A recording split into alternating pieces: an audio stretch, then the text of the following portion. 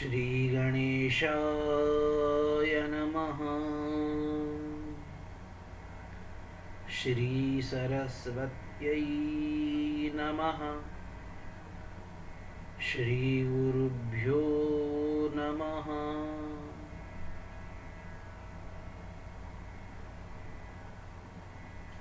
योगेश्वर श्रीकृष्णाय नमः।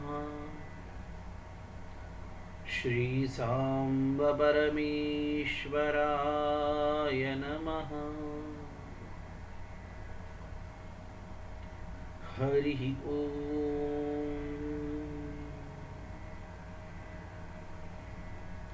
सभी श्रोताजनों का बहुत बहुत स्वागत है। गीता, श्री भगवती गीता जी के माध्यम से संपूर्ण वैदिक सिद्धांत, वेदांत सिद्धांत, अपने धर्म का अध्यात्म सिद्धांत, धर्म सिद्धांत श्री गीता जी के माध्यम से जानने का हम प्रयास कर रहे हैं।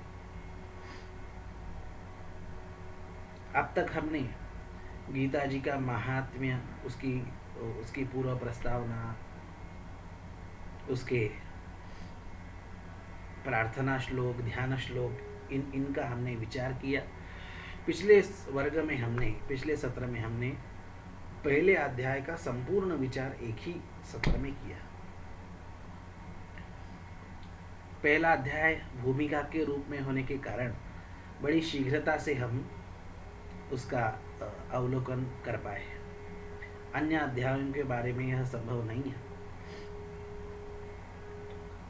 एक एक गीता जी का श्लोक, उसके एक एक शब्द पे विवेचन करने में बड़ा समय जा सकता है। इतना दीर्घ और लंबा गीता जी का गहन विचार है। संपूर्ण वेद, वेदांत इत्यादि सभी शास्त्रों के विचार गीता जी में आए हैं, तो विषय तो उतना गंभीर होगा ही, उतना सुदीर्घ होगा ही। तो आज हम गीता जी के दूसरे अध्याय को प्रारंभ करते हैं। दूसरा अध्याय, इसे गीता जी का सूत्राध्याय भी कहा जाता है। क्यों? क्योंकि गीता जी में 18 अध्याय है, पर उन 18 अध्यायों का आगे चल के जो भी उपदेश भगवान का होने वाला है, जो भी संवाद श्री कृष्ण अर्जुन का होने वाला है, उन सभी संवाद, उस सभी महत्वपूर्ण उपदेश के सूत्र इस दूसरे अध्याय में दिए हैं। आगे चल के इन्हीं सूत्रों का विस्तार अगले अध्याय में होना है। एक एक सूत्र को लेके जो है एक एक श्लोक या एक एक अध्याय इस प्रकार से गए हैं, पर उन सभी अध्यायों के एकत्रित बीज कहाँ मिलेंगे? वह बीज आपको मिलेंगे दूसरे अध्याय में। सभी अध्यायों के बीज आपको दूसरे अध्याय में मिलेंगे। सभी अध्यायों के विषयों का सूत्रपात आपको दूसरे अध्याय में मिलेगा। तो हमारी एक परंपरा रही शास्त्रों की कि जो सबसे महत्वपूर्ण उपदेश है उसे सबसे पहले कहा जाए। और इसका मुख्य कारण क्या है? अन्य कई कारण है, पर इसका मुख्य यह एक कारण कि जो सुयोग्य अधिकारी व्यक्ति है उसे वह शुरू की बात पढ़ के या सुन के ही उसका काम हो जाए और वह कृतार्थ हो जाए किसी भी विषय का। तो कोई सुयोग्य अधिकारी है, दूसरा अध्याय समझ के भी उसका काम बन सकता है, केवल दूसरे अध्याय से।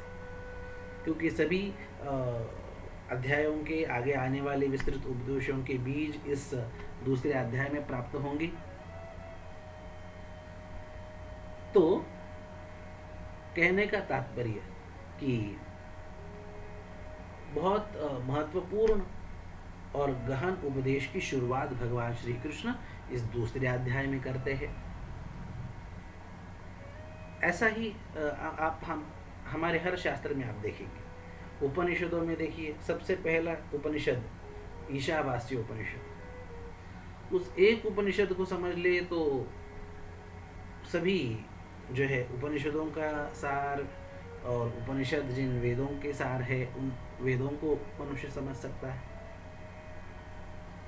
विचारकों ने तो यहाँ तक कहा, महात्मा गांधी जी ने भी यह कहा कि भारत का संपूर्ण साहित्य, अध्यात्म धर्म अध्यात्म साहित्य यदि नष्ट भी हो जाए ना, पर ईशावास्य उपनिषद के पहले 2 मंत्र यदि शेष बचे तो सारा का सारा साहित्य पुनः उभा हो सकता है, पुनः खड़ा हो सकता है, पुनः निर्माण हो सकता है।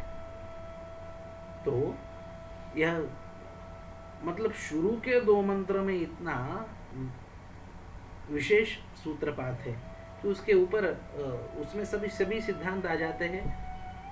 जो सुयोग्य अधिकारी है उसका काम उसमें ही हो जाता है, और कोई परंपरा लुप्त भी हो जाए, कोई विषय लुप्त भी हो जाए तो फिर से उसमें से नवसृजन हो सकता है। वैसे ही आप योग सूत्र लेंगे, पहले 3 सूत्र भी यदि समझ ले, अथ योगानुशासनम, योगश्चित्त वृत्ति निरोधा, तदा द्रष्टुः स्वरूपे अवस्थानम। बस यह त्रिसूत्री समझ ली अच्छे से, यदि आत्मसात हो गई, सुयोग्य अधिकारी का तो उसमें ही काम हो जाए। आप वेदांत शास्त्र लेंगे, वेदांत दर्शन, तो उसमें भी ब्रह्म सूत्र का बड़ा गहन विचार है, बड़ा गहन शास्त्रार्थ है, 555 सूत्र है, पर उसमें भी विशेष महत्व चतुस्सूत्री का है, पहले 4 सूत्र। और पहले 4 सूत्र यदि समझ में आ जाए तो अगला फिर पढ़ने सुनने की आवश्यकता भी नहीं होती। कौन से है वह सूत्र? अधातो ब्रह्म जिज्ञासा, जन्माद्यस्य यतः शास्त्र योनित्वात् और तत्तु समन्वयात्। यह 4 सूत्र अच्छे से यदि बिल्कुल आत्मसात हो जाए तो अगला फिर श्रवण हो, अध्ययन हो, यह अनिवार्य नहीं रहता उत्तम अधिकारी के लिए। तो यह हमारी शास्त्रों की शैली रही कि सबसे महत्वपूर्ण उपदेश शुरू में कर देते हैं, और होता यह है कि सबसे महत्वपूर्ण उपदेश शुरू में करने के कारण अब वह महत्वपूर्ण उपदेश गहन होता है, और कई बार वह गहन पढ़ के ही आदमी पीछे हट जाता है। अब कितने ही लोग गीता जी पढ़ना शुरू करते हैं, भगवान श्री कृष्ण का उपदेश है, बड़ी श्रद्धा से पढ़ना शुरू करते हैं, पर दूसरे अध्याय में के शुरू में ही जो आत्म तत्व का गहरा वर्णन है उसे जब पढ़ते सुनते हैं तो सोचते कि अरे ये तो अपने दिमाग के बाहर की बात है, ये तो बड़ी जटिल बात है ये, और छोड़ देते हैं। नहीं, ठीक है, आपको इसीलिए तो आगे विस्तार हुआ है। जो उतने परिपक्व अधिकारी नहीं है उन्हें समझने के लिए तो ग्रंथों का आगे चल के विस्तार हुआ है। वही बात गीता जी के लिए, गीता जी का उपदेश दूसरे अध्याय से शुरू होता है, और मुख्य उपदेश शुरू में ही भगवान श्री कृष्ण ने सूत्रपात करने के कारण थोड़ा सा जटिल भी प्रतीत हो सकता है, पर उससे घबराना नहीं, आगे चल गए। हर एक विषय को भगवान श्री कृष्ण ने बड़े सुंदर तरीके से विस्तृत किया है, बड़े सुंदर तरीके से समझाया है। इसलिए इस बात से घबराना नहीं कि शुरू में कितनी जटिल बातें हैं भगवान श्री कृष्ण के, नहीं घबराना। धीरे धीरे धीरे धीरे जो बातें आपको अभी जटिल लग रही है, सुनने के बाद जटिल लगती है, आगे चल के जैसे जैसे आप अगले अध्यायों में जाएंगे वह बात आपको खुलती जाएगी। इसलिए भले ही समझ में न आए, बिल्कुल श्रद्धा से भगवान श्री कृष्ण की वाणी का आदर करते हुए बिल्कुल श्रद्धा से श्रवण करें, 100% लाभ होता है। कितने उदाहरण दे सकता हूँ, पर समय अभाव के कारण मूल विषय तक अपने को जाके स्पर्श करना है, इसलिए उन उदाहरणों में नहीं फंसता, पर 100% लाभ होगा इसकी शाश्वती है। किसे कितना लाभ होगा वह उसकी योग्यता के अनुसार है, पर बिल्कुल ही किसी को कुछ लाभ नहीं हुआ ऐसा हो नहीं सकता। भगवान श्री कृष्ण के मुख से, श्रीमुख से निकला हुआ एक एक शब्द कल्याणकारी, एक एक अक्षर कल्याणकारी, एक एक श्लोक कल्याणकारी, सर्वविद वह कल्याण करता है। इस प्रकार से यह गीता जी की दिव्यता है। अब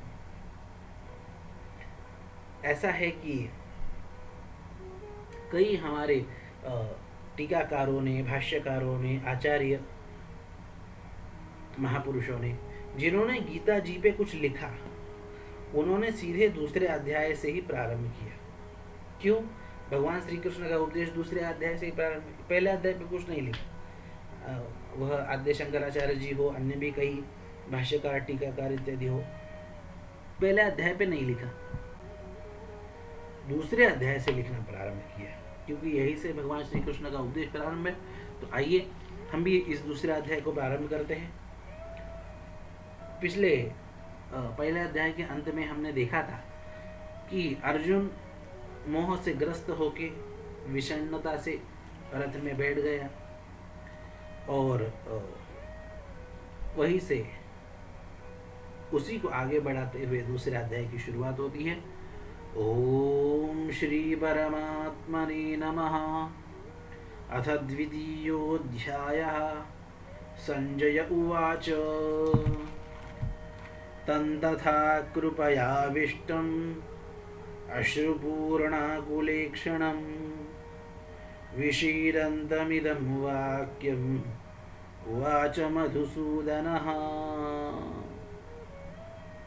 वह अर्जुन कृपा से आविष्ट होके,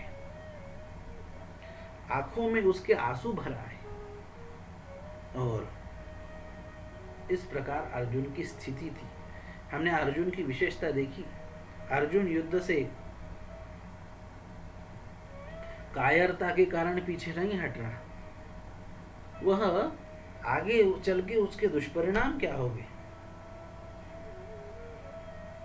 इसका विचार करते हुए अपने उसे ये लोग अपने लगते हैं, इस कारण से वह युद्ध से विमुख हो गया। और यहाँ पर भी इस दूसरे अध्याय में भी तथा कृपया विष्टम ऐसा कहा। अर्जुन विषण्ण तो है पर कृपा से आविष्ट है, सभी जनों के ऊपर उसका प्रेम यह उसमें छलक रहा है। और इस प्रकार से पीछे हटा हुआ अर्जुन भगवान श्री कृष्ण बोलना चालू करते हैं। श्री भगवानुवाच। श्री भगवानुवाच बहुत महत्वपूर्ण शब्द है।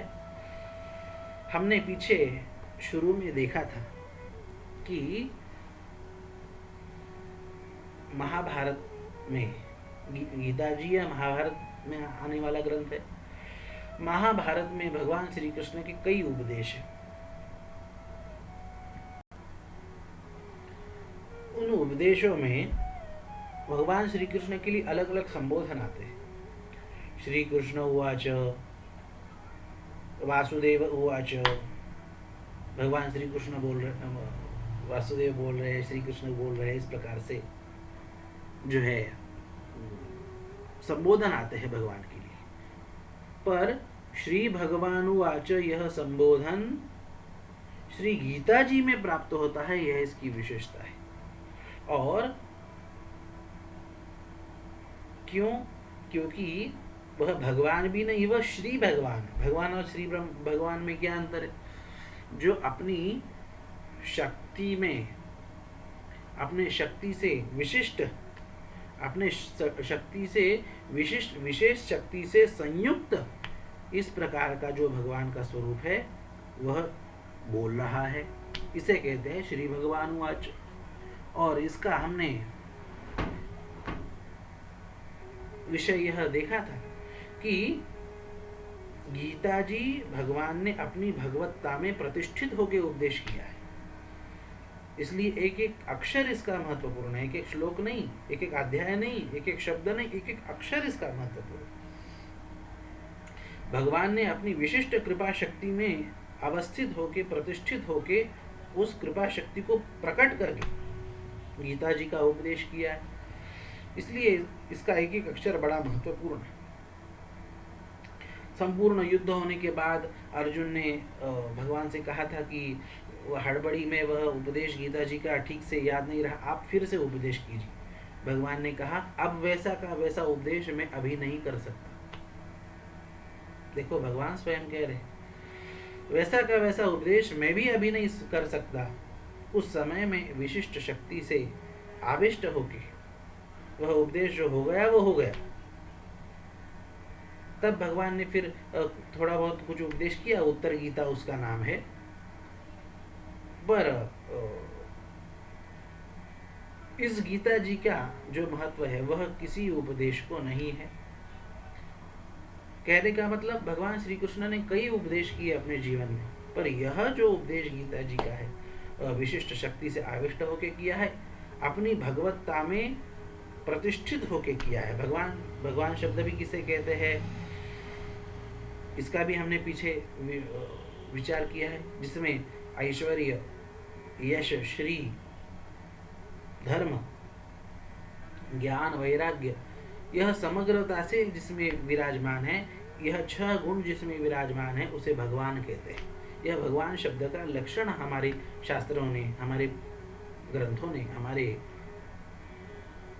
ऋषियों ने, आचार्यों ने भगवान शब्द का यह लक्षण किया है।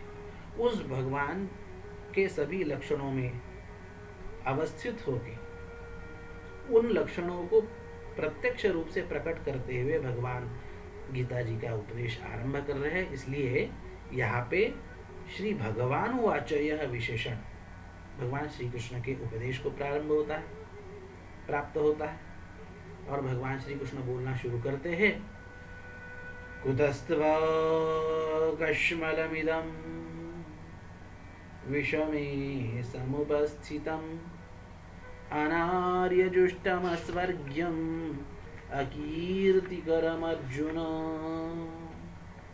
अर्जुन, कहाँ से यह पाप विचार, दोष विचार तुम्हारे मन में आया अपने कर्तव्य से हटने का? ऐसा विषम विचार, परिस्थिति क्या है, विचार क्या विषम कर रहे हो तुम? ये किस प्रकार से तुम्हारे बुद्धि में आया जो कि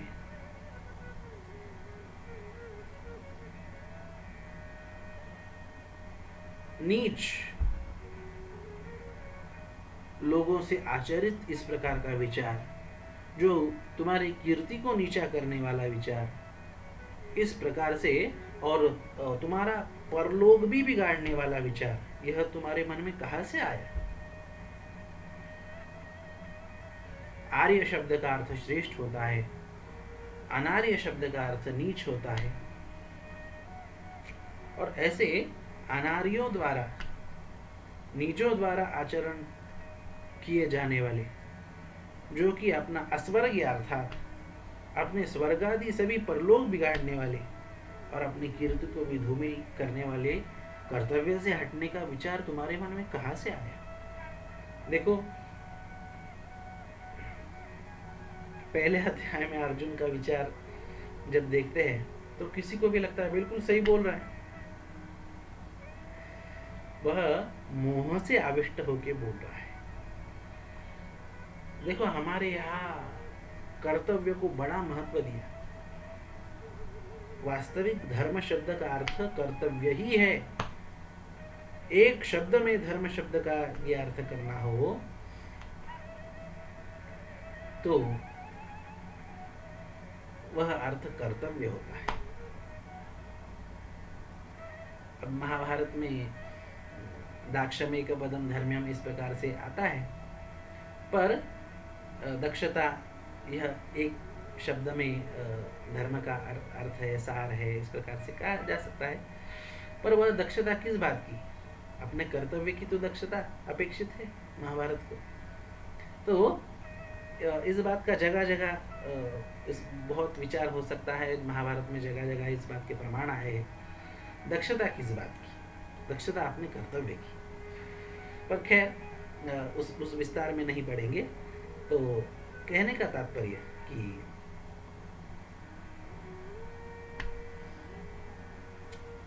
कर्तव्य को बड़ा महत्व दिया है।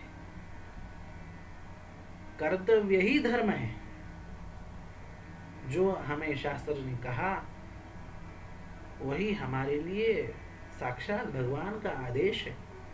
संत ज्ञानेश्वर जी महाराज कहते हैं, अगाजया जे विहित ते ईश्वराचे मनोगत। जिसे शास्त्र द्वारा जो विहित है ना, आदिष्ट है ना कर्म, वह साक्षात भगवान, वह साक्षात उस परमेश्वर की हमारे लिए आज्ञा है। कर्तव्य केवल व्यवहार साधन करने वाला नहीं, कर्तव्य आपका व्यवहार और परमार्थ, आपका अध्यात्म, आपको मोक्ष तक ले जाने वाला आपका कर्तव्य है। इसलिए कर्तव्य को बहुत विशेष महत्व दिया महाराज हमारी परंपरा।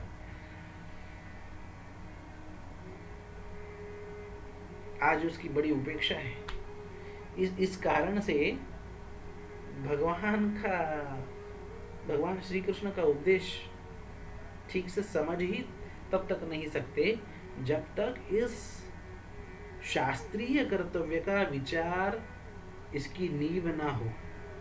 जब तक इस शास्त्र द्वारा आदिष्ट कर्तव्य का विचार बुद्धि में प्रतिष्ठित ना हो, तब तक भगवान श्री कृष्ण को जो अपेक्षित कल्याण है, अपेक्षित जो जिस प्रकार का साधक अपेक्षित है, उस प्रकार का व्यक्ति बन ही नहीं पाता। बहुत से लोग कहते हैं महाराज कि वह तो भगवान को युद्ध कराना था अर्जुन से, इसलिए भगवान ने ऐसा कहा। वैसी बात नहीं। भगवान ने अपने अर्जुन को अपने कर्तव्य का स्मरण दिला के बाद में युद्ध कराया है। संपूर्ण गीता जी का उपदेश करने के बाद भगवान श्री कृष्ण ऐसे ये कहते हैं कि यह मैंने तुम्हें कहा, पर यथेच्छसि तथा कुरु, जैसी तुम्हारी इच्छा हो वैसे तुम करो।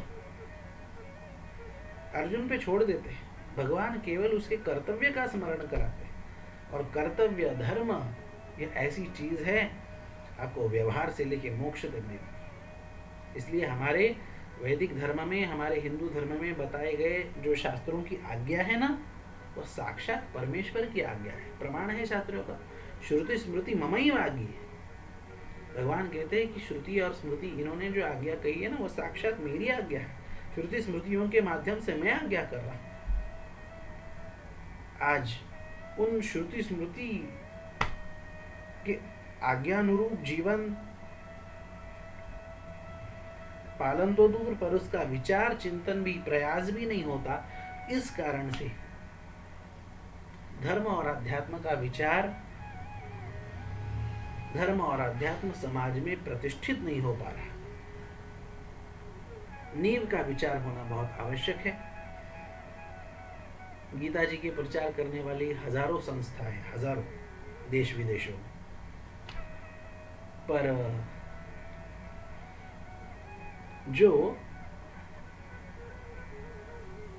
जो जैसी आस्तिकता, जो जैसी धर्मनिष्ठा भगवान श्री कृष्ण को जैसी अपेक्षित है, उसकी प्रतिष्ठा नहीं हो रही।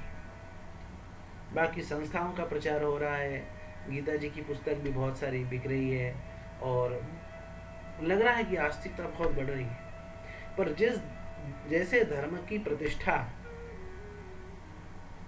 भगवान को अपेक्षित है, विस्तार आपको देखना हो तो आप महाभारत को अवश्य पढ़िए। भगवान श्री कृष्ण को कैसे धर्म की प्रतिष्ठा, कैसे अध्यात्म की प्रतिष्ठा अपेक्षित है, जिसमें ऊपर से दिखने में तो कर्तव्य हो और अंदर से वह शांत अध्यात्म में प्रतिष्ठित हो। भगवान श्री कृष्ण का जीवन ही ऐसा है, स्वयं उनका जीवन ऐसा है। सभी कर्तव्य कर रहे हैं, घनघोर रूप से कर रहे हैं, क्या क्या नहीं कर रहे। आगे चल के आप देखेंगे, वह सब कुछ कर रहे हैं बाहर से देखने में वो चीजें उल्टी सीधी भी लग रही हैं, पर अंदर से अध्यात्म में प्रतिष्ठित है, अपने स्वरूप में प्रतिष्ठित है। तात्पर्य यह तत्वनिष्ठा, आत्मनिष्ठा, यह गीता जी का और भगवान श्री कृष्ण की भक्ति का बहुत प्रचार होते हुए दिखने पर भी यह मूल सिद्धांत नहीं दिख पा रहा। इसका कारण है शास्त्र के अनुसार हमारी जन्म परंपरा से जो हमें कर्तव्य प्राप्त हुए हैं उसका विचार विस्मृत हो रहा है। अच्छा, दूसरी बात, भगवान जो कह रहे हैं यहाँ पे कि असवर्यम,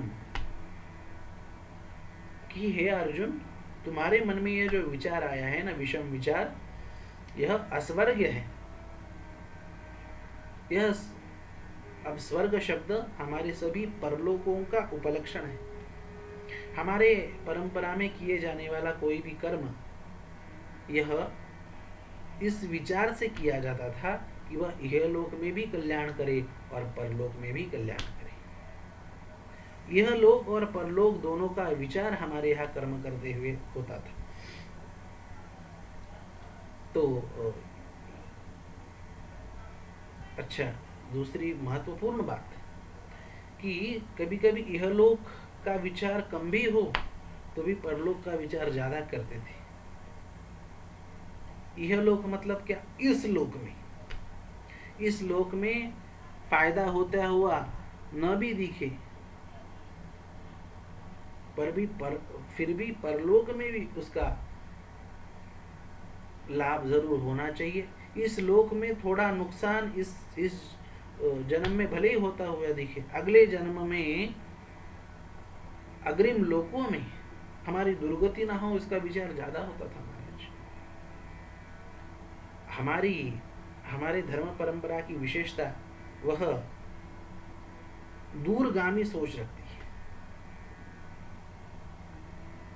अभी कहेंगे कि महाराज यह पुनर्जन्म किसने देखा, ये लोकांतर किसने देखे? महाराज, यह भले ही हमारे मन बुद्धि चित्त में न आने वाली बात हो, पर जो भगवान स्वयं कह रहे हैं, जो हमारे शास्त्र वेद इत्यादि कह रहे हैं, वह प्रत्यक्ष है, इसमें कोई भी संशय नहीं। अब जो जाता है वह उसका वर्णन करने के लिए फिर नहीं आ सकता वर्तमान के परिप्रेक्ष्य में भी, पर कोई उच्च स्तर का साधक है, कोई श्रेष्ठ योगी राज है, आज भी उसका उन लोकांतरों का यही बैठे दर्शन कर सकते हैं। कहने का तात्पर्य कि एक जन्म के लिए हमारे कई जन्म बिगड़ जाए, ऐसा कर्म हमसे ना हो, इसकी बड़ी सावधानी रहती थी। अरे पृथ्वी पर का जीवन तो क्षणिक है, बड़ा कब पैदा हुए, कब बड़े हुए, कब जवान हुए, कब बूढ़े हुए, कब मर गए, इससे ज्यादा कई दीर्घ जीवन परलोकों का है। वह हमारा ना बिगड़े, इसका ज्यादा विचार होता। भले ही हमें थोड़ा गरीबी में रहना पड़े, भले ही हमें थोड़ा सादगी में रहना पड़े, भले ही हमें असुविधाओं में रहते हुए कठोर जीवन जीना पड़े, फिर भी वह जी लेते थे, क्योंकि भाई इस शरीर सुख की क्या बात है, हमारी दूरगामी हमारा कल्याण होना चाहिए, यह विचार था। और भगवान कह रहे कि अर्जुन, यह तुम जो विषम विचार कर रहे हो ना, यह अस्वर्ग है, यह पारलौकिक कल्याण करने वाला नहीं है। जिस वर्ग की खिल्ली, जिस परलोक की खिल्ली उड़ाते हैं महाराज, भगवान श्री कृष्ण उसी का स्मरण अर्जुन को करा रहे हैं। इसलिए कभी भी यह विचार मन में नहीं लाना चाहिए कि वह है कि नहीं, किसने देखा है स्वर्ग, किसने देखा है नरक, किसने देखा है पुनर्जन्म किसने देखा है? पूर्व जन्म। महाराज, हमारी उतनी उच्च अवस्था नहीं कि हम उसका प्रत्यक्ष अनुभव कर सके। जो करना चाहे वह उतनी अपनी आध्यात्मिक साधना को बढ़ा के इसका प्रत्यक्ष आज भी अनुभव कर सकता है। पर भगवान स्वयं जब कह रहे हैं तब किसी श्रद्धावान को संशय होने का कोई सवाल ही नहीं। किसी ने विष की परीक्षा की है?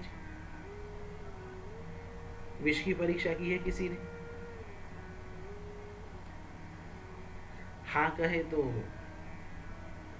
हाँ कैसे कह रहे? हाँ कहने के लिए जीवित कैसे रहे? यह प्रश्न हो सकता है। पर कहते नहीं, लिखा है, वैद्य कहते हैं, डॉक्टर कहते हैं, हकीम कहते हैं, ग्रंथों में लिखा है, किताब में लिखा है। भाई इन सब चीजों से विश्व पे तो विश्वास रख रहे हैं, पर विश्वपति पे विश्वास नहीं रख, विश्वनाथ पे विश्वास नहीं रख, वेदों पे विश्वास नहीं रख रहे। अरे वेद किस बात में प्रमाण है पता है? मुख्यतः क्या महत्वपूर्ण सिद्धांत हमारे शास्त्रकारों ने रखा कि प्रत्यक्षेणानुमित्यावा यस्तु उपायो न विद्यते येनं विदन्ति वेदेन तस्माद् वेदस्य वेदता। अरे जो चीज हम प्रत्यक्ष हमारी इंद्रियों से देख नहीं सकते, उसका स्पर्शादि अनुभव नहीं कर सकते, और जो चीजों का हम हमारे बुद्धि के मन के अनुमान से भी जिसका जहां तक पहुंच नहीं सकते, उसी बात में वेद प्रमाण होते हैं। वेदादि शास्त्र उस बात में, उसी बात में परम प्रमाण, और वही वेदों की वेदता है, वही हमारे शास्त्रों की विशेषता है। अरे भाई जो चीजें आपको आपके आंखों से दिख रही है, जो चीजें आपको आपके इंद्रियों से अनुभवित हो रही है, उन चीजों के लिए ग्रंथों की क्या आवश्यकता है? वेदादि शास्त्रों की क्या आवश्यकता है? जिनका अनुभव हम हमारे इंद्रियों से नहीं कर सकते, जिनका जहां तक हमारी मन बुद्धि चित्त नहीं पहुंच सकता, उसी को दर्शाने के लिए हमारे वेदादि शास्त्र है। हमारे ऋषि मुनियों ने स्वयं उन चीजों का अनुभव लेके हमारे लिए कृपा पूर्वक प्रदान किया है। दो मार्ग है, एक तो हमारे ऋषि मुनियों ने बताए हुए सिद्धांत विचारों को मानो, या उनके जैसे कठोर तपस्या करके उन सिद्धांतों को जानो। अरे सूखे पत्ते खा के हमारे ऋषि मुनियों ने तपस्या की, और हमारे लिए यह ज्ञान प्रसाद या अनुभव प्रसाद उन्होंने छोड़ा। हमारा भाग्य कि हम उन ऋषियों के बाद पैदा हुए, जो कि उनके अनुभवों को सीधे सीधे श्रद्धा पूर्वक हम ग्रहण करने का हमें सुअवसर प्राप्त है। पर हाँ, किसी की बुद्धि तार्किक है ही, जब पाप होते हैं ना तो श्रद्धा नहीं होती। वह पाप श्रद्धा के आड़े आते हैं, कभी अंधविश्वास के नाम पे, कभी आधुनिकता के नाम पे, कभी वैज्ञानिकता के नाम पे वह पाप आड़े आते हैं। वह आपकी श्रद्धा बैठने नहीं देते। याद रखना, भगवान की हमारे ऊपर कृपा, विशेष कृपा है, इसका क्या प्रमाण है जी? इसका प्रमाण जब तक हमारी भगवान पे श्रद्धा, धर्म पे श्रद्धा, शास्त्रों पे श्रद्धा, हमारे ऋषि मुनियों की परंपरा पे जब तक श्रद्धा है ना, तब तक समझना कि भगवान का हमारे ऊपर विशेष प्रसाद है। किस घोर भौतिकवादी युग में रहते हुए भी हम उस परंपरा से जुड़े हैं। यह बिना भगवान की कृपा से नहीं होता। तो यह श्रद्धा बहुत आवश्यक है। उसी को भाव भी कहते हैं। श्रद्धा हो, भाव हो। आधुनिक शिक्षा के कई सारे लाभ है, उसी के साथ साथ कुछ हानियां भी है। उन हानियों में क्या हुआ पता है? हमारी आधुनिक पीढ़ी हो, पूर्व पीढ़ी हो, सभी पे उसका बहुत असर हुआ है। हमारी श्रद्धा, हमारा भाव मारा गया। यह बहुत बड़ी हानि है। ठाकुर रामकृष्ण परमहंस जी को उनके जीवन के अंतिम काल में किसी ने पूछा कि महाराज, आपने जीवन भर जो उपदेश किया उसका सार क्या है जी, कम शब्दों में। उन्होंने कहा, कितने कम शब्दों में कहूं? 2 शब्दों में कहूं? हाँ। उन्होंने कहा, 2 शब्दों में वह संपूर्ण उपदेश का, संपूर्ण आध्यात्म का सार मेरे है, और वह सार है भावमुखी रहो। क्या कहा? भावमुखी रहो। अपने अंदर का जो भक्ति भाव है ना, वह कभी सूखने ना दो, वह हमेशा जागृत रहे, उसे हमेशा जागृत रखो। यह संपूर्ण जीवन के उपदेश का सार रामकृष्ण परमहंस जैसे संत महापुरुष बताते हैं। हमारे ऊपर भगवान की कृपा का यह विशेष लक्षण है कि हमारा भाव जागृत रहे। इसलिए यह लोक, परलोक, पुनर्जन्म, पूर्व जन्म, यह सब का सब सत्य है महाराज। भगवान कहते हैं कि एक तो हे अर्जुन, तुम जो विषम विचार कर रहे हो वो समझदार, बुद्धिमान, अच्छे, धर्मनिष्ठ, सज्जन और श्रेष्ठ महापुरुषों द्वारा आचरणीय नहीं है, वह अनार्य दुष्टम है। नीच लोगों द्वारा आचरित इस प्रकार का विचार तुम्हारे मन में आ रहा है। तुम्हारे पारलोक परलोक की भी गति को बिगाड़ने वाला अस्वर्ग ऐसा वह विचार है, और तुम्हारी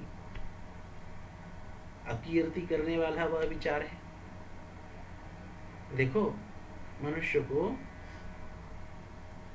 ऐसा झूठी कीर्ति तो नहीं कमानी चाहिए, पर अपने कर्मों से अपनी अच्छी और सच्ची कीर्ति तो कमानी चाहिए। यह लोग,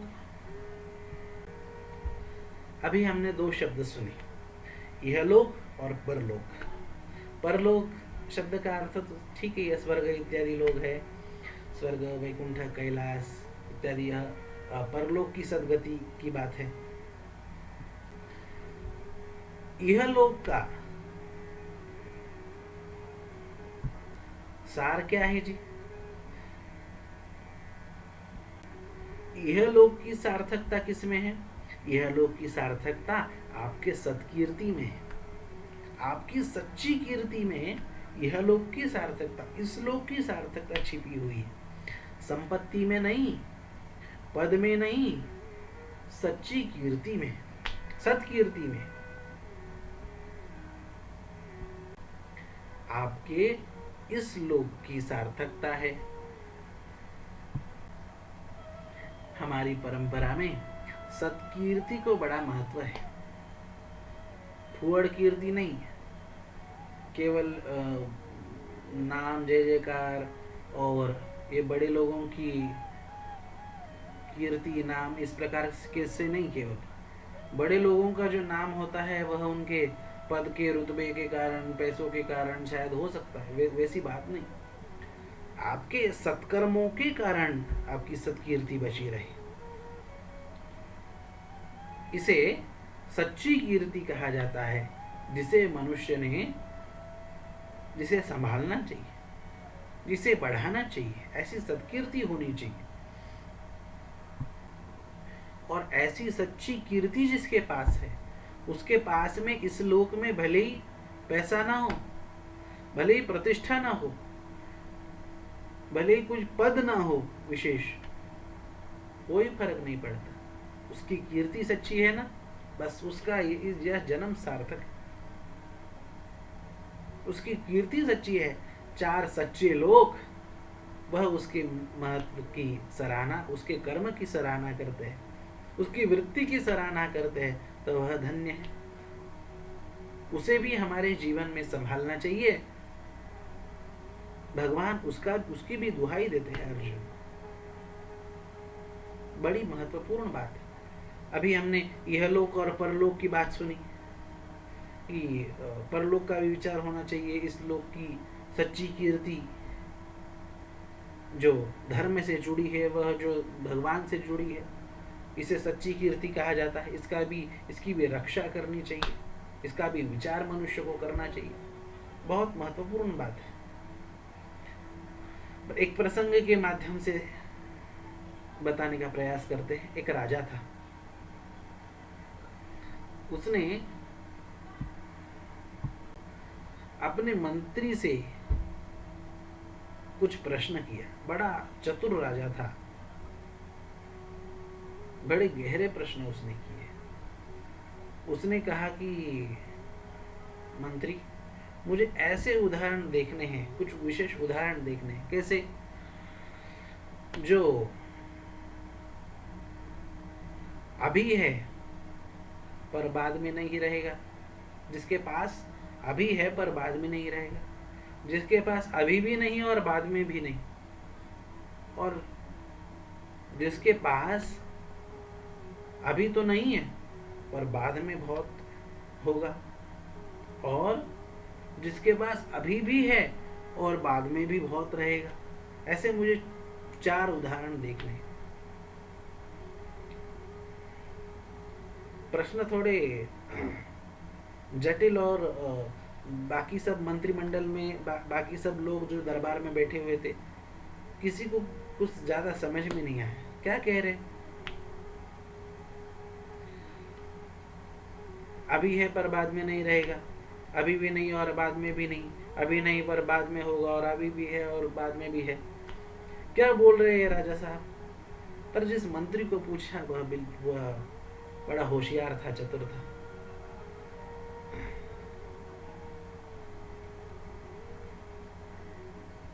वो ऐसे कि वह राजा को लेके बाहर चला। उसने कहा, राजा साहब, आपको ऐसे उदाहरण देखने हैं ना, तो चलिए आप मेरे साथ, मैं आपको ऐसे उदाहरण दिखाता। तो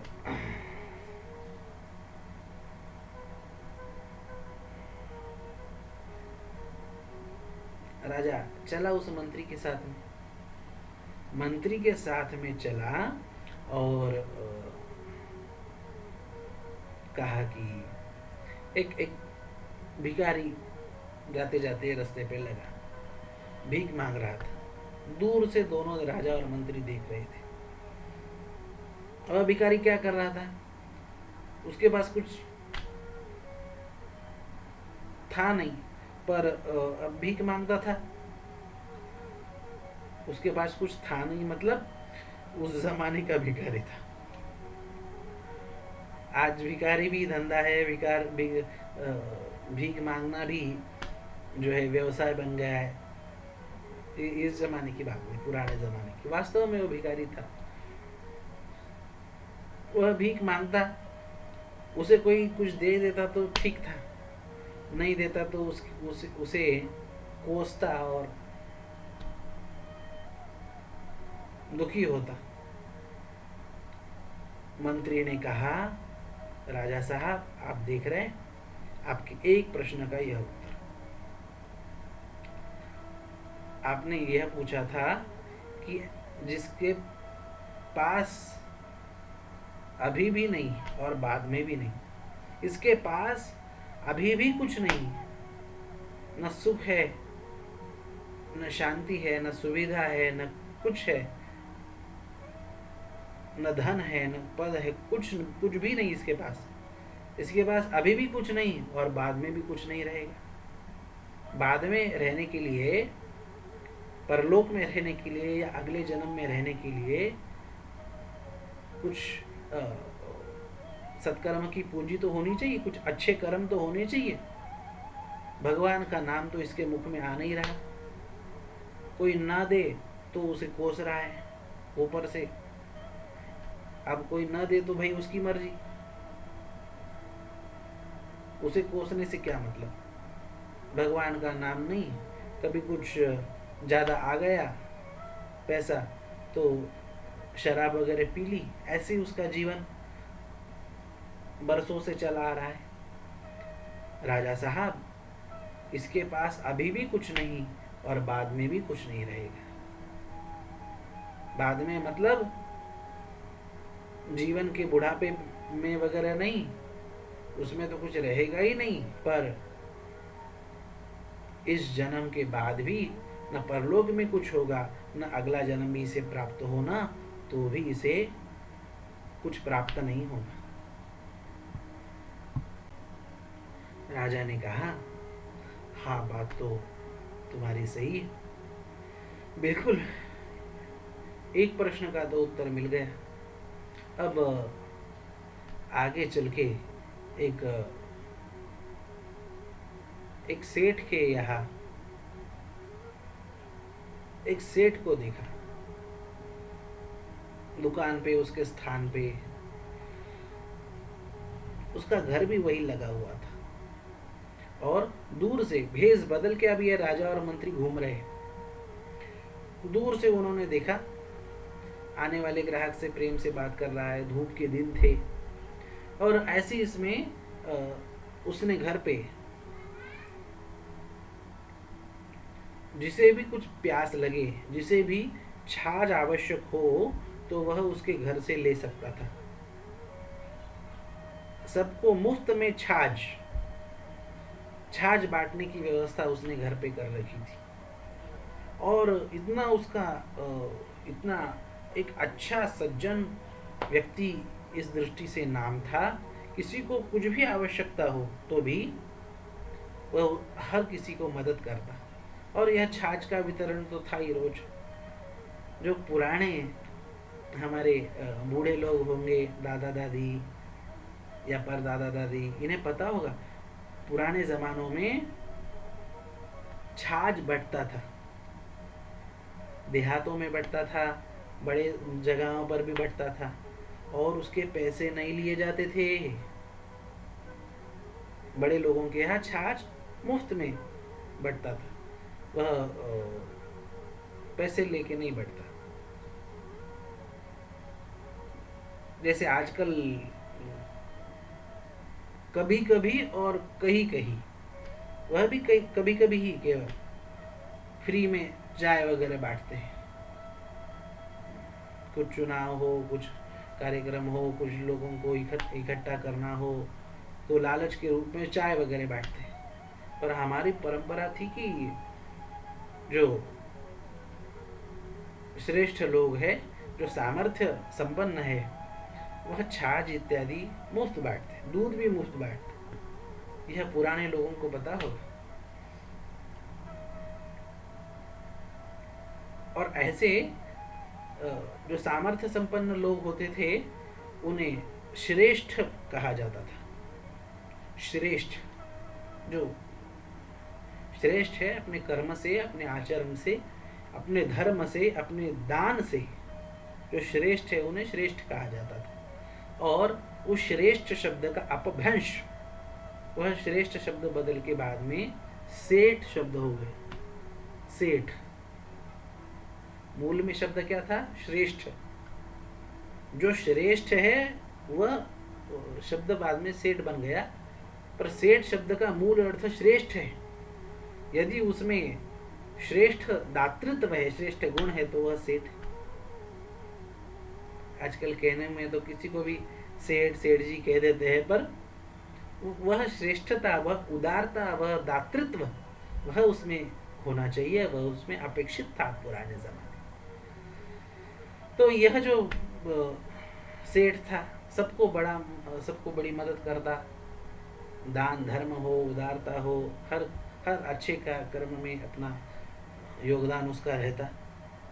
मंत्री ने कहा, राजा साहब, यह आपके और एक प्रश्न का उत्तर है। वह उत्तर जिसके पास अभी भी है और बाद में भी रहेगा।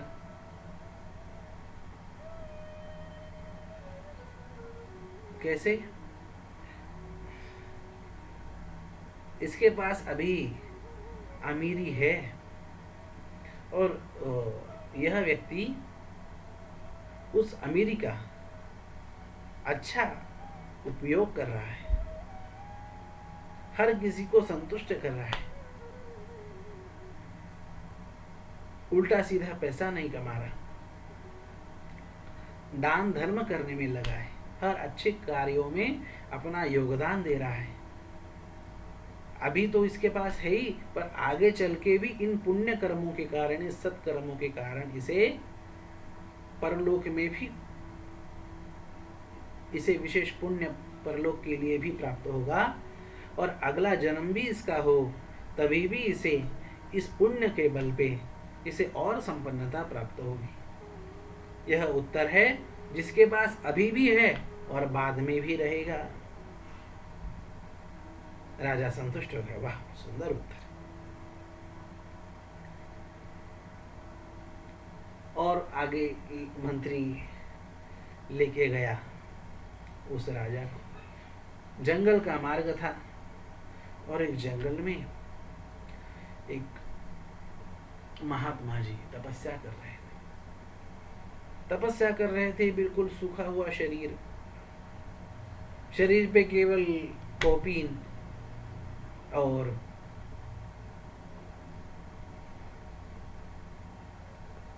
कुछ नहीं, बिल्कुल एकांत ऐसे जंगल में वह भगवान की तपस्या कर रहे। मंत्री ने कहा, राजन, यह आपके और एक प्रश्न का उत्तर है। आपने जो पूछा था, जिसके पास अभी नहीं है पर बाद में बहुत कुछ है, यह उसका उत्तर है। इन महात्मा जी के पास अभी आपको दिखने में कुछ नहीं, न इनके शरीर पे कपड़े हैं, न इन्हें खाने पीने के लिए इनका शरीर बिल्कुल सूख गया है, न इनके पास पैसा है, न पद है, न सेवक है, भले ही कुछ नहीं है, पर याद रखना, यह जो तपस्या कर रहे हैं ना, यह परलोक में अनंत फल देगी। यहाँ तक कि जन्म जन्मांतरों में इनका यदि पुनर्जन्म हो भी तो भी इन्हें अनंत उसका फल प्राप्त होगा। प्रेत्या अनंत सुखाय च, आशा से बाहर बड़ा महान विशेष फल इन्हें प्राप्त होगा। अभी तो दिखने में कुछ नहीं है, पर आगे चल के इन्हें जो प्राप्त होना है उसका पार नहीं लगेगा। ऐसी यह व्यक्ति है, ऐसी यह वृत्ति है। आपके और एक तीसरे प्रश्न का उत्तर कि जिसके पास अभी कुछ नहीं है पर बाद में बहुत कुछ है, वह यह वृत्ति है। वह मंत्री राजा को लेके फिर महल में आ गया। राजा ने कहा, चौथे प्रश्न का उत्तर तो दिया ही नहीं। जिसके पास अभी है पर बाद में नहीं होगा।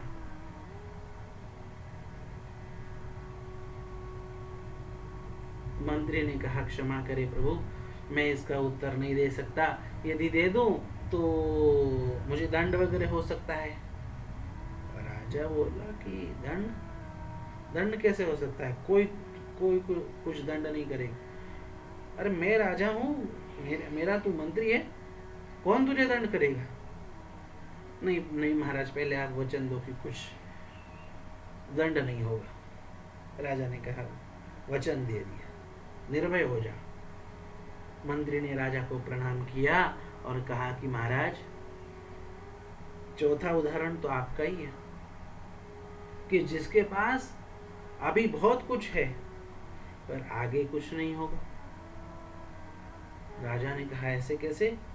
मंत्री ने कहा, महाराज, आपके पास अभी बहुत कुछ है, इतना बड़ा पद है, पैसा है, नौकर चाकर, सुख सुविधा सब है, पर आपसे पुण्य नहीं होते, आपसे सत्कर्म नहीं हो रहे।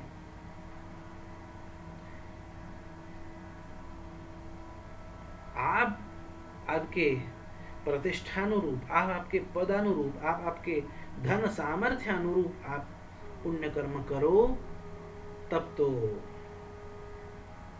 आगे चल के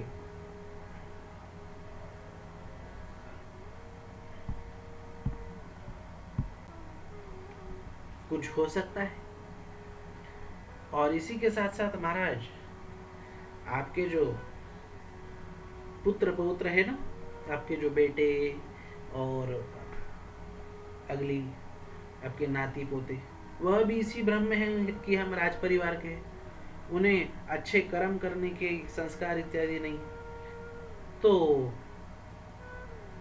दान पुण्य हो, अच्छे सत्कर्म हो, धर्म कर्म हो, यह करने के संस्कार नहीं है, तो आगे चल के इस जन्म में तो होगा बहुत कुछ, पर आगे चल के अगले परलोक में, अगले जन्मों में तो कुछ नहीं रहेगा शेष। महाराज राजा की आंखें खुल गई और राजा सावधान होके तब से सत्कर्म करने लगा।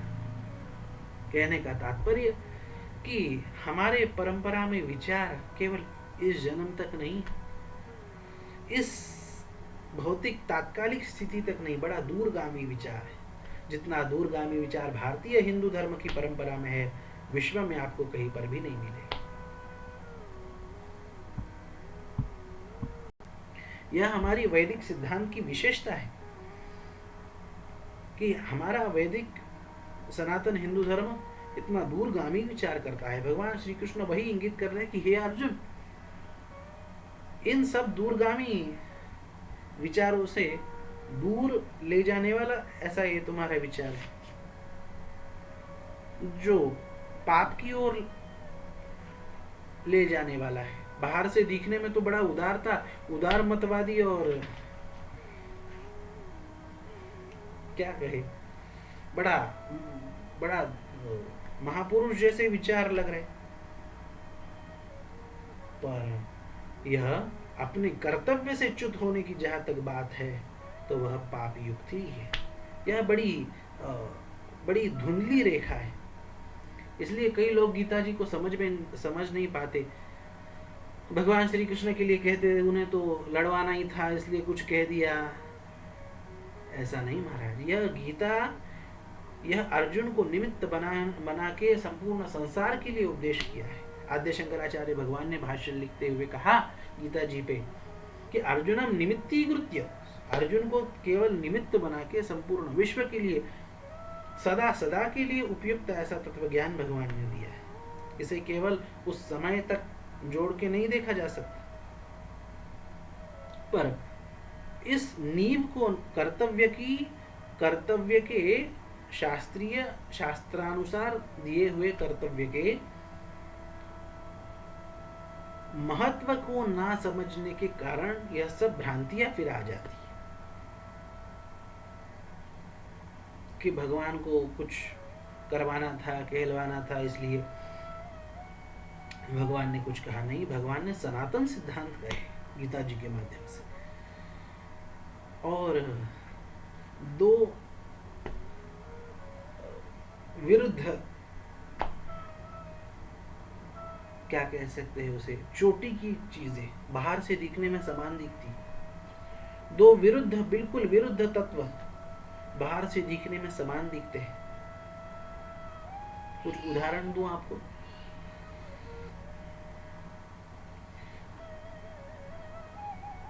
रास्ते पे शराब पी के पड़ा हुआ एक आध पियक्कड़ और कोई सिद्ध अवलिया, दोनों बाहर से दिखने में समान दिखते हैं, दोनों के कपड़े मैले हैं, दोनों का शरीर गंदा हो सकता है, दोनों का बात करने का तरीका, बोलने का तरीका ऐसे वैसे हो सकता है, पर बाहर से दिखने में एक आध शुद्ध महात्मा भी एक आध नशेड़ी जैसा दिखता है, और एक आध नशेड़ी तो है ही, वो रास्ते पे पड़ा हुआ ही है। बाहर से दिखने में दोनों समान है, अंतरंग में कितना बड़ा अंतर है सोचिए। कहा वो व्यसनों में फंसा हुआ और कहा यह परमात्मा से संयुक्त ऐसा सिद्ध महापुरुष। जमीन आसमान का अंतर है महाराज। हमारे शेगांव के गजानन महाराज सिद्ध अवलिया, पहली बार लोगों ने देखा तो कहा देखा, वो झूठी पत्तली खा रहे थे, तन पे कपड़ा नहीं, कुछ नहीं, कभी कभी चिलम भी लगा लेते थे। अब एक व्यसनी व्यक्ति में और उनमें कुछ फर्क करना मुश्किल है। जो जानकार है वही जान सकता है। वैसे ही हमारे स्वामी समर्थ महाराज अक्कलकोट के सिद्ध कोटि के महापुरुष, और ऐसे ही तन पे कपड़ा नहीं, एक हाथ लंगोट बस, और ऐसे ही बिल्कुल उनका बोलना चालना व्यवहार किसी उन्मत्त, क्या कहे, शब्द इस्तेमाल करना अच्छा नहीं लगता, पर है ही वैसे, जैसे पागल की तरह उनका विचरण होता था। पर परमात्मा रूप भगवत रूप महापुरुष थे नहीं, आज भी उनकी अनुभूति आती है। उन्होंने जाते समय कहा था, हम गए नहीं, हम यही है। आज भी उनकी अनुभूति आती है। कहने का तात्पर्य कि एक तमोगुणी, दुराचारी और व्यसनी नीच व्यक्ति में और सिद्ध महापुरुषों में कई बार, बहुत सी बार बाहर से देखने में एकता जैसी लगती है। कोई बड़ा मूर्ख, बड़ा घोर अज्ञानी,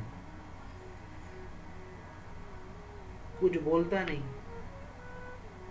चुप रहता है, हाँ ठीक है वगैरह, इतना ज्यादा बोलता हूँ। वैसे ही बड़े महान ज्ञानी, वह भी बहुत कम बोलते हैं। पूछ पूछ के अंदर खोल खोल के उन्हें प्रश्न करते हैं, करना पड़ता है, तब जाके उनसे ज्ञान मिलता है। नहीं तो ऐसे बैठेंगे तो किसी को समझ में नहीं आएगा कि ये कुछ ज्ञानी है। बिल्कुल कुछ बोलेंगे ही नहीं। बाहर से दिखने में तो वह अज्ञानी और ये महाज्ञानी दोनों समान दिखते हैं।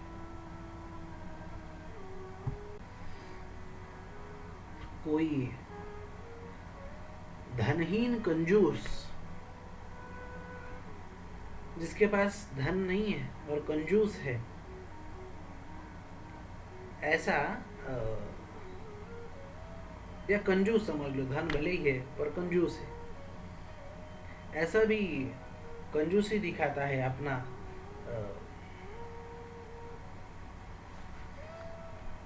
क्या कहे, अपने कपड़े हो, अपना रहन सहन हो, अपने खाने पीने तक में कंजूसी करता है।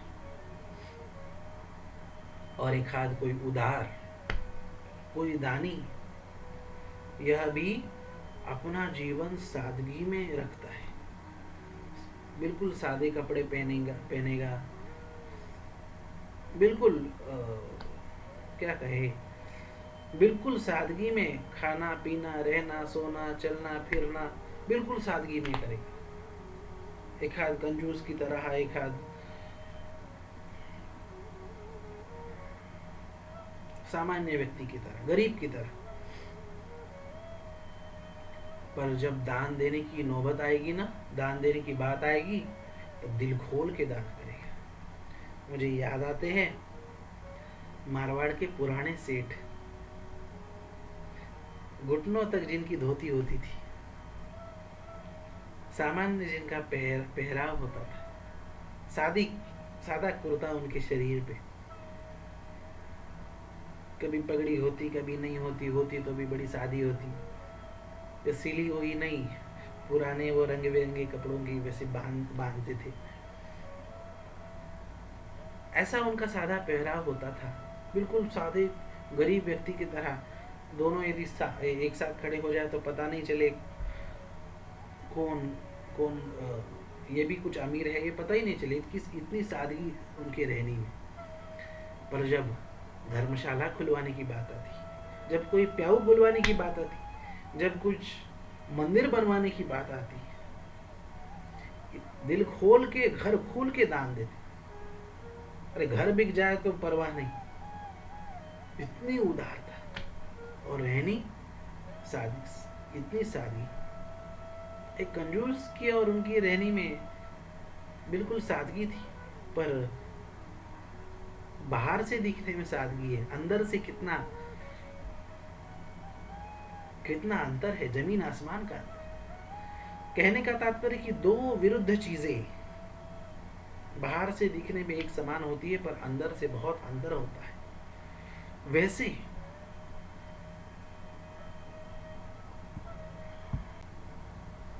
धर्म कर्तव्य और धर्म पलायनता में अंतर है।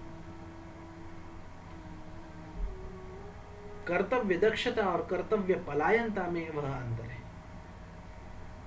कर्तव्य पलायनता यह दिखने में बड़ी बड़ी उदारवादी हो सकती है। अभी जैसे अपने घर बार से परेशान हो गए और बहुत परेशान है, कोई पूछ नहीं रहा, और तो चले गए हरिद्वार, ले लिया संन्यास। अब लोगों को तो लगता है वे बड़े साधु है, संत है, पर उसके पीछे की पृष्ठभूमि क्या है? कर्तव्य पलायनता और कर्तव्य दक्षता। एक आध कोई व्यक्ति अपने घर गृहस्थी में है, और जैसे शास्त्रों ने कहा, जैसे भगवान की आज्ञा है, उसके अनुसार शास्त्र मर्यादा में रहते हुए, गृहस्थ में रहते हुए अपना जीवन शास्त्र अनुसार व्यतीत कर रहा है। लोग भले ही उसे कुछ न जाने, पर वास्तविक वह साधु है, वह संत है, जो सत्कर्मों में लगा है, शास्त्र के अनुसार अपना जीवन व्यतीत कर रहा है। वो भले ही गृहस्थ है, पर वह संत है। वह आपको दिखने में भले ही व्यवहार कर रहा है, काम धंधा कर रहा है, कोई कुछ कर रहा है, घर के लिए, पेट पालने के लिए, उसे व्यवहार के लिए कुछ कार्य करने पड़े, पर शास्त्र की मर्यादा में रहते हुए, सत्कर्म करते हुए, भगवान की भक्ति में लगा हुआ अपना जीवन व्यतीत कर रहा है। अंदर से भगवान से नित्य जुड़ा हुआ है, ऐसा व्यक्ति बाहर चाहे जितना व्यवहार फैलाए, व्यवहार करता हो, फिर भी याद रखना वो वास्तविक साधु है। अब देखने में तो उदारता किसकी लग रही है? जो परेशान होके घर से निकल गया, देखने में तो वह उदार लग रहा है, वह श्रेष्ठ लग रहा है, पर उसका भजन वहां जाके नहीं हो रहा।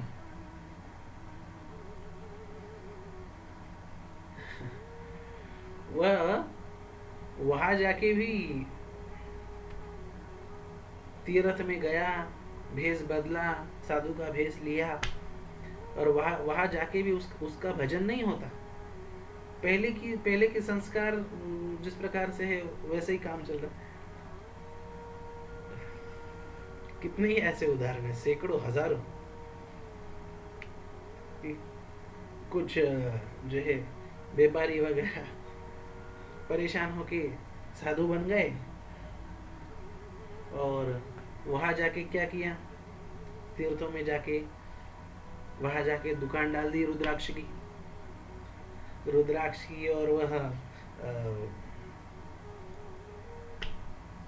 जो अंगूठी के पत्थर होते हैं, हीरे, माणिक, पुखराज वगैरह, इसकी दुकान डाल दी, रुद्राक्ष और धार्मिक चीजों की दुकान डाल दी। भजन हो रहा है क्या?